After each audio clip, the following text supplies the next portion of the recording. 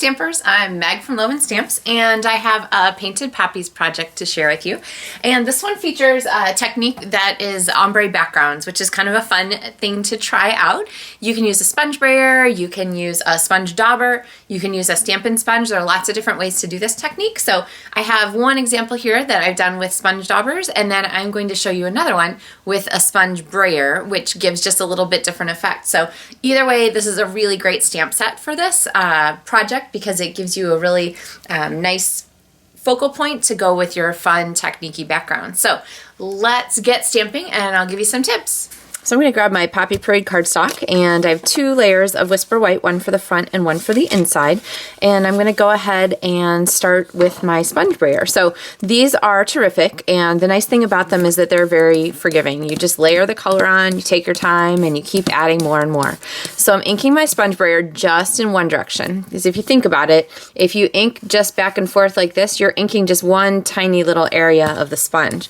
So you want to push it forward, pick it up, move it back. So you're inking all the way around as the sponge keeps rolling. Then you start off the edge of your cardstock and wheel it towards the, from the dark to light, however you want your color to be. I'm going to start off the edge again because the color can be pretty dark when you first apply it, and so you don't want that to suddenly like overwhelm your project and end up with a dark spot. Now you'll notice there are some lines here. You can kind of see how those go. With your sponge brayering, you can kind of work back and forth a little bit, and those lines will start to ease out as you go. So I'm going to just keep going here and keep adding some color. And I'm not going to go all the way out to the white because I want there to be this sort of ombre effect where actually I kind of want it to be on a diagonal. So I'm going to add a little more color kind of at the bottom, and I can do that by sponge brayering here. Now, the trick with sponge brayers is not to push harder. It doesn't really help you any. The trick is to add more layers. So just keep adding color.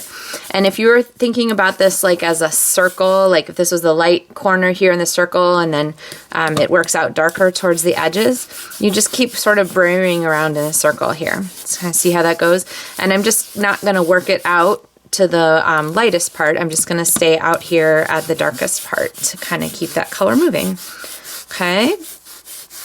All right, so I think that looks pretty even, and actually I'm pretty happy with it. Maybe I'll add just a little more color, like once over here, just so we don't have anything super stark white. Okay, there we go. I'm going to go ahead and stay with that. So you can see on my original sample, the color effect is just a little bit different, but that will be, you know, just a different stylistic difference, so you can kind of do what works for you. All right, so now to do my layers, and I have these fun die cut pieces. So these are from the Poppies die cuts here, Painted Poppies comes with a Painted Labels die cuts, and there are some great shapes. One of the coolest things is this border. Kind of see how that is around the edge.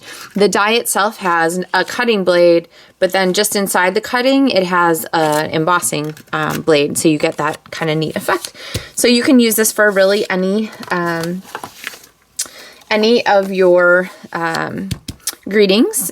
And I'm going to go ahead and show you how to do the flowers for this card. So the stamps for this have an outline and an inside color. And so the stamp set gives you both the outline and the color for it. And I'm going to go ahead and I'm going to stamp my outlines here for the big flower and the little flower. And then I want a leaf for this one, so I'm going to go ahead and stamp that there. Now these to be colored, I'm going to do in the Poppy Parade. So you could also use Flirty Flamingo for a little lighter color. And the cool thing about these stamps is that the texture is provided by the stamp.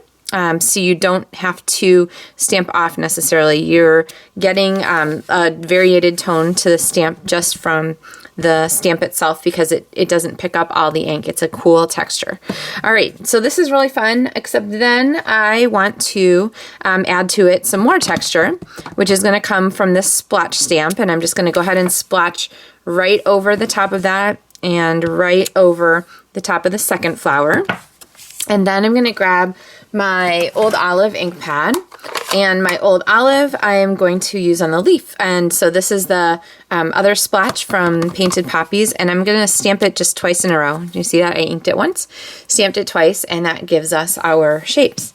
All right, so the other thing I need to do is add a leaf here to our card, and that is going to be stamped here. So I'm going to stamp the outline here in basic black or tuxedo black, and then I'm going to use that same technique here with that overlay, and I'm going to stamp it twice here with my splotch. Okay, so now I have my pieces all stamped for this. Since you have your stuff handy, you probably want to go ahead and add a stamp on the inside, so I'll kind of just add one here for effect. Okay, so there's that. I'm going to go ahead and add the splotches.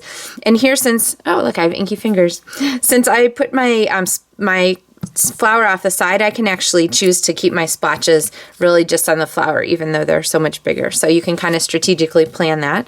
And then for our greetings, I'm using the Greetings Sending You Thoughts, which is from the Celebration Mini Catalog. So for each $50 that you order between, or each time you have $50 in your shopping cart, on orders between January 3rd and March 31st, you get to pick a free item, and Sending You Thoughts is one of those free celebration stamp sets. So I'm going to go ahead and use this as our greeting for this set. And so the front of this says, "If loving thoughts could heal." So I'm going to go ahead and ink this up and stamp it up here a little bit off to the side. And then I am going to set my ink aside so I don't accidentally ink anything else. And I'm going to use my coordinating dies here to cut out the pieces that I need. The nice thing about this set is there are actually 2 leaves. So if you stamp 2 leaves, you can cut out 2 leaves at the same time and have those all ready to go. And if you have trouble with the flower, just keep turning it until it lines up perfectly. So let me die cut these. Okay, so back with my die cut flowers. I love these. And I realized I never stamped the center of my card, so I'm going to put the second part of the greeting. So if loving thoughts could heal, you'd be better already, which makes for a really great message. All right, so I am going to go ahead and adhere this inside my card.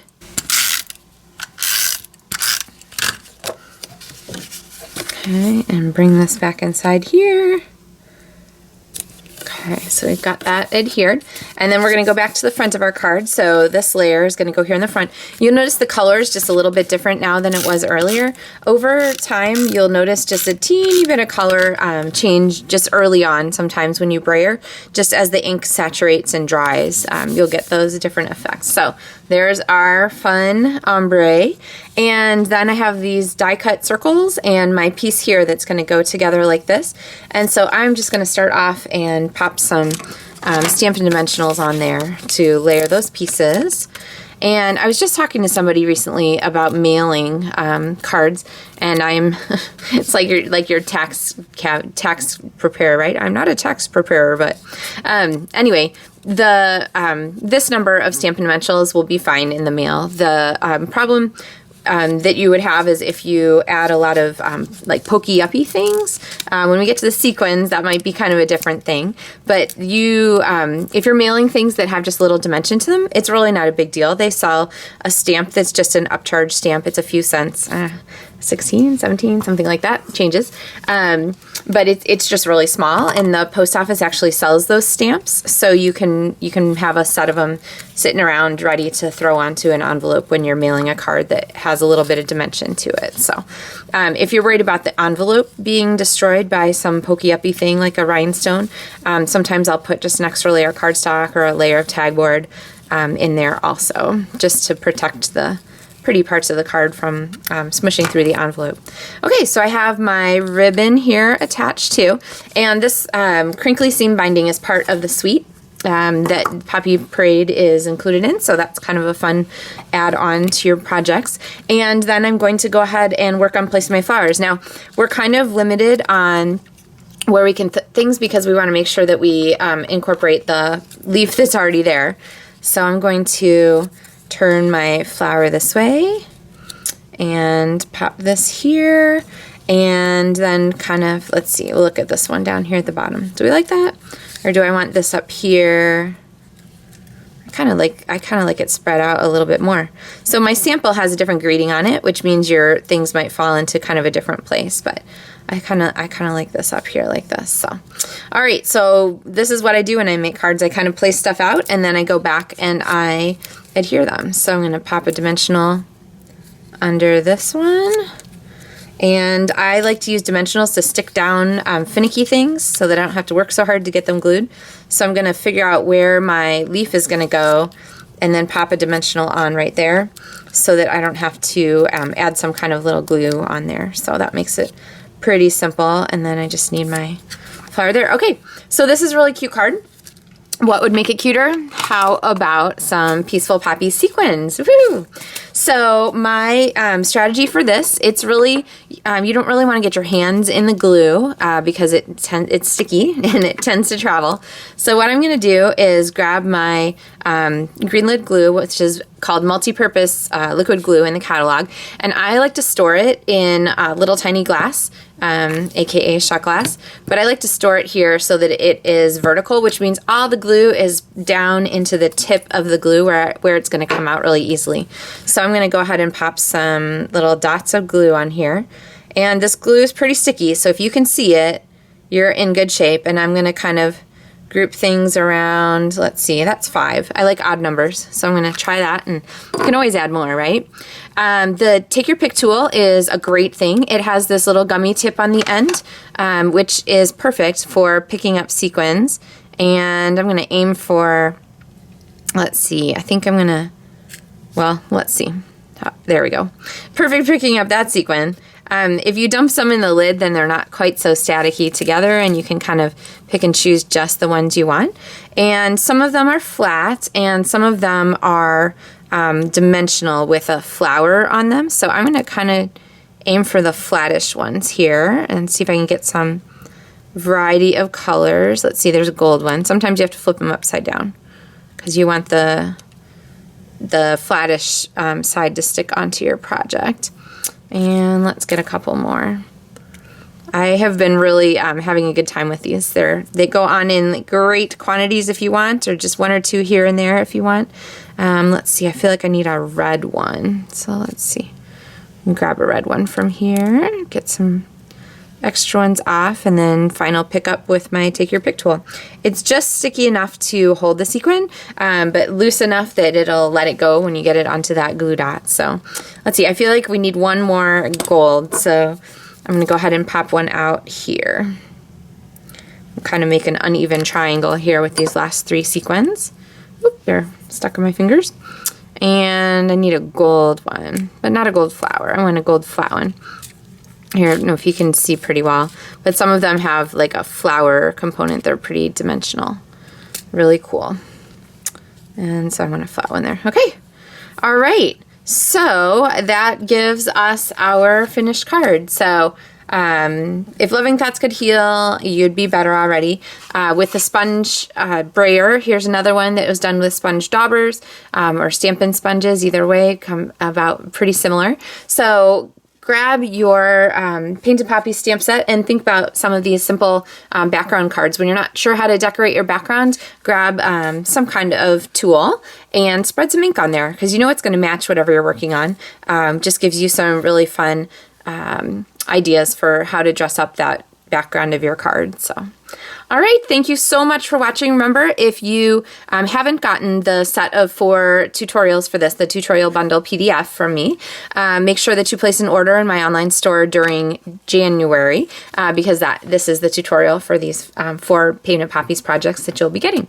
Includes cutting directions, photos, step-by-step instructions, and so forth. So if you have any questions, let me know. And remember, $50 order gets you Celebration stamp set, and it gets you a LovenStamps card kit to go with your order through my online store in January. So make sure you check those out. Visit my website for more information or to get the hostess code. And I look forward to sharing more projects with you soon. Happy stamping. Thanks so much for watching.